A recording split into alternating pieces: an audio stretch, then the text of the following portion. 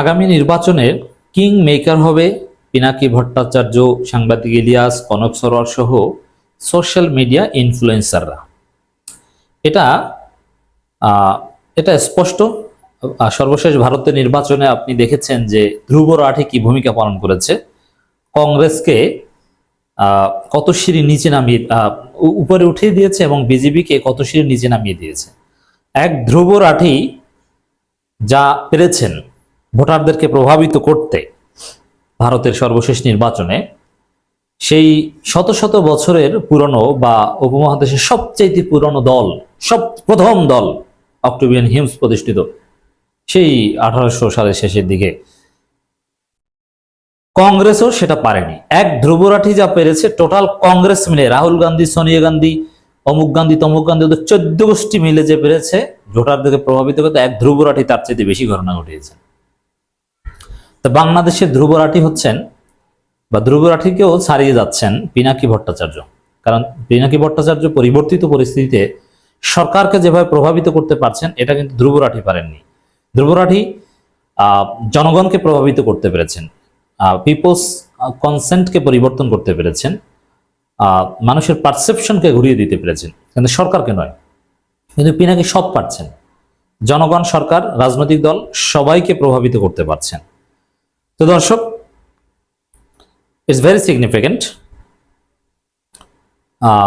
বাংলা আগামী নির্বাচনে দেখেন, একদিকে পোস্টার নিষিদ্ধ হচ্ছে, যত্রতত্র রাজনৈতিক সভা সমাবেশ করা যাবে না, একই মঞ্চে প্রচারণা চালাতে হবে, তাও বা নির্বাচন কমিশন সে মঞ্চ নির্মাণ করবে ইউনিয়ন ভিত্তিক, সর্বোচ্চ 5 জনকে নিয়ে উঠান বৈঠক করা যাবে।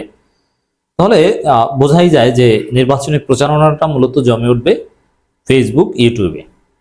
অতএব মূল ভূমিকা পালন করবে জনপ্রিয় ফেসবুক অ্যাক্টিভিস্টরা, ইউটিউবাররা, মানে অনলাইন অ্যাক্টিভিস্ট এক কথায় বললে।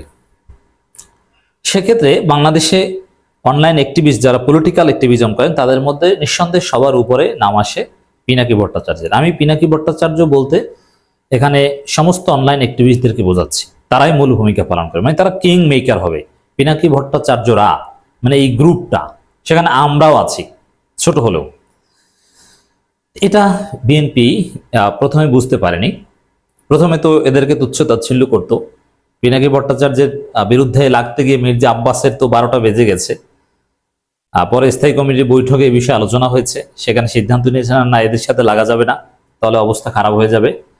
এখন বিএনপি নেতারা এটা বুঝতে শুরু করেছে যে না, এই ফেসবুক, ইউটিউবই হবে আগামী নির্বাচনের গতি প্রকৃতি নির্ধারক।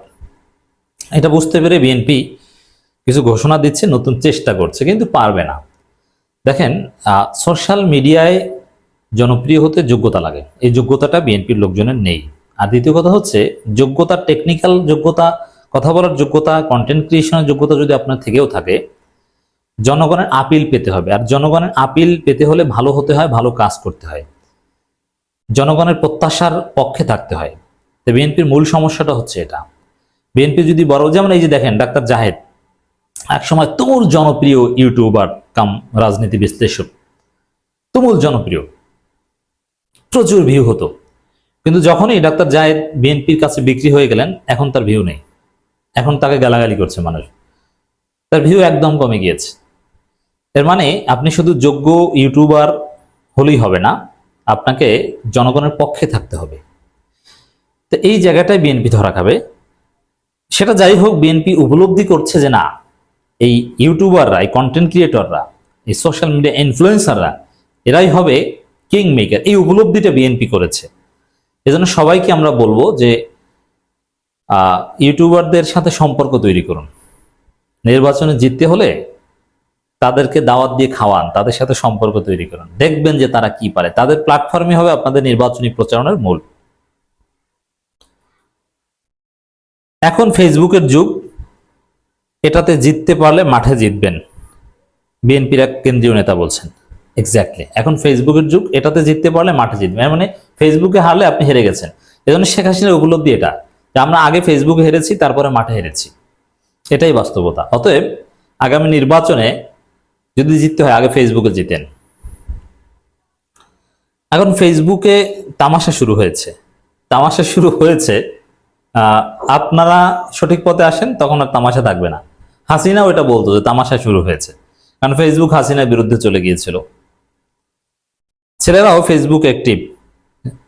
আমরা যারা জাতীয়তাবাদী দল এখনো কিছুটা পিছিয়ে আছে। আচ্ছা, জাতীয়তাবাদী দল এরা কি মূর্খ? সবাই তো এখন ফেসবুক চালায়। সমস্যাটা আমি প্রথমে বলেছি যে আসলে জনগণের পক্ষে থাকতে হয়, নইলে ওই ডাক্তার জাহেদের মতো তুমুল জনপ্রিয় ইউটিউবারের ধস নামে। আমরা যারা জাতীয়তাবাদী দল এখনো কিছুটা পিছিয়ে আছি। আমাদের যে একটা ধর্মীয় দলও আছে যারা অনেক এগিয়ে আছে, মানে জামাত ইসলামীর কথা বলছে, বাচ্চাদেরও দলবল এগিয়ে আছে, মানে ওই এনসিপির কথা বলছে।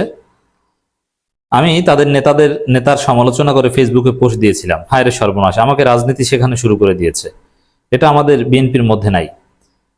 এখন হচ্ছে ফেসবুকের যুগ, মোবাইলের যুগ। এটাতে যদি আপনি জিততে পারেন তাহলে মাঠে জিতবেন। এর মানে এই বিএনপির এই কেন্দ্রীয় নেতা শিক্ষা পেয়েছেন, তার শিক্ষাটা এখানে বলছেন যে আমি কিন্তু ধরা খেয়েছিলাম, আমি পারিনি, আমি পরাজিত হয়েছি, অতএব তোমরাও আসো। এটা মির্জা ফখরুল তো লন্ডনে বসেও বলেছিলেন, এবং এটা নিয়ে বিএনপি নানান উদ্যোগ আছে। জিয়া বট ফোর্স গঠন করেছে, কিন্তু উল্টো পথে হেঁটেছে। সঠিক পথে না এসে তারা বট রিয়াক্টকে নিয়ে টাকা দিয়ে ভিয়েতনামের আইডি থেকে লাভ রিয়াক্ট নেয়। আপনি চিন্তা করেছেন এই ধান্দাবাজি ধরার পরে বিএনপির তো আর কোনো এথিক্যাল গ্রাউন্ডই থাকলো না। এভাবেই কথাগুলো বলছেন বিএনপির জাতীয় নির্বাহী কমিটির সদস্য সাবেক এমপি এম নাসির রহমান। বিএনপির নেতা নাসির রহমান আরো বলেন, 2024 তো ডামি নির্বাচন হয়েছে, এখন আমরা আগামী ডিসেম্বর নির্বাচনের জন্য দৌড় দিচ্ছি। ইনশাআল্লাহ ডিসেম্বরের মধ্যে নির্বাচন হবে। তার আগে আমরা সব দলের মধ্যে নির্বাচন শুরু, আমাদের দলের মধ্যে নির্বাচন শুরু করেন। যাই হোক, মূল হচ্ছে এটা যে এই আগে ফেসবুকে জিততে হবে, এই উপলব্ধিটা বিএনপি নেতাদের হচ্ছে।